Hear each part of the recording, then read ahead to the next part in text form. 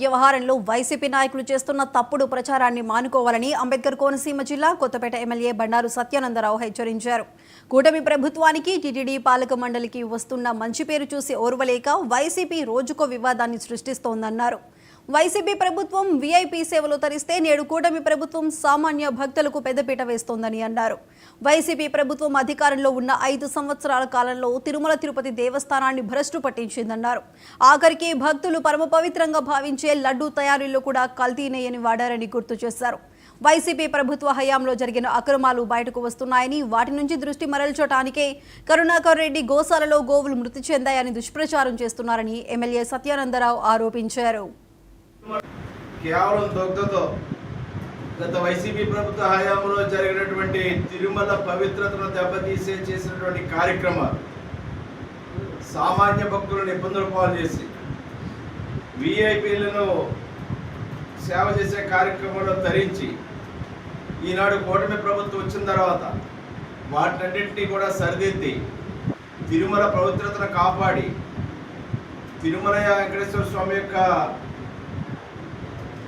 ప్రతిష్టను పెంపొందించడానికి చేస్తున్న కార్యక్రమాలు కిట్టగా వారు చేసినటువంటి దురాఘాతాలు ఆనాడు 5 ఏళ్ల ప్రభుత్వంలో తిరుమలలో అప్రమిత్తం చేసే విధంగా లడ్డూల విషయంలో కానీ ఇతర విషయాల్లో కానీ ఇతర కార్యక్రమాల విషయంలో కానీ వాళ్ళు వ్యవహరించిన తీరు ఈనాడు టీటీడీపై జరిగేటువంటి విచారణ నేపథ్యంలో అనేక విషయాలు వెలుగు చూస్తూ ఉన్నాయి.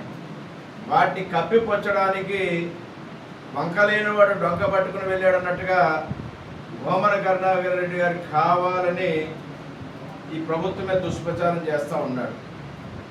లేని ఉన్నట్టుగా నమ్మించడానికి ప్రయత్నం చేస్తూ ఉన్నాడు. వాడిని తీవ్రంగా ఖండిస్తూ ఉన్నాను. ఆ ప్రభుత్వంలో భ్రష్టు పడితే తిరుమల తిరుపతి దేవస్థానం ఈనాడు కూటమి ప్రభుత్వం వచ్చిన తర్వాత దాన్ని